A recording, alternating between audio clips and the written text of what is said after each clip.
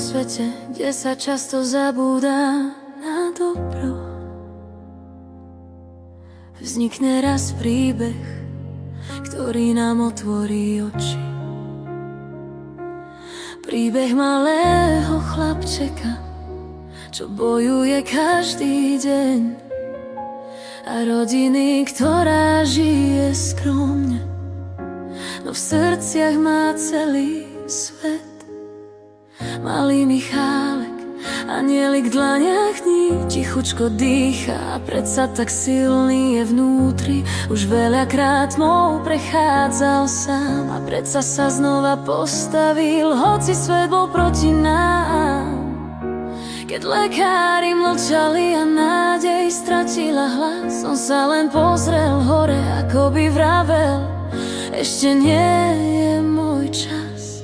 Michálek, náš bojovník z neba, ukazuje všetkým, čo znamená nevzdať sa, keď treba. A jeho maminka srdce, čo stále horí, bezpodmienečná láska, čo aj rany zahojí. Žijú skromne, no ich bohatstvo je v nás, v láske a súdržnosti, čo svieti každý deň aj v tmách. A práve takým ľuďom má sa pomáhať, od nich sa môžeme učiť, čo je skutočne milovať.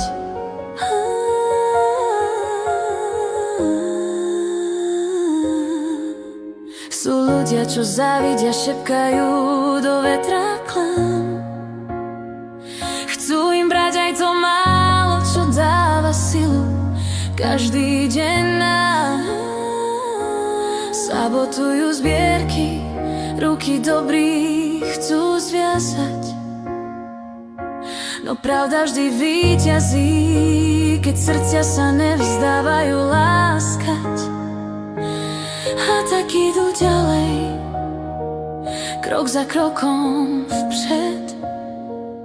Terapie a láska robia zázraky, čo nepochopí svet. Michálek, náš bojovník z neba, ukazuje všetkým, čo znamená nevzdať sa, keď treba. A jeho maminka srdce, čo stále horí, bezpodmienečná láska, čo aj rany zahojí. Žijú skromne, no ich bohatstvo je v nás, v láske a súdržnosti, čo svieti každý deň aj v tmách. A takým srdciam treba dvere otvárať, ich príbeh môže iných dvíhať a inšpirovať. 7 rokov ticha, 7 rokov otázok a zrazu krok, ten prvý malý zázrak. Keď svet povie koniec, Boh napíše skúšaj zasa. Michálek sa usmie, návrat svetla medzi nás. Michálek, anielik, čo nás učí žiť, že sila nie je v tele, ale v srdci, čo vie svietiť. A rodina, čo stojí spolu každý deň, je dôkaz, že láska zlomí aj ten najsilnejší tieň. Nech ich príbeh letí, nech nás vie osloviť, takým sa má pomáhať. A ich odvaha má nás inšpirovať. A keď raz ticho prehovorí viac než slova, spomenieme si na Michálka a cestu, ktorú kráča znova.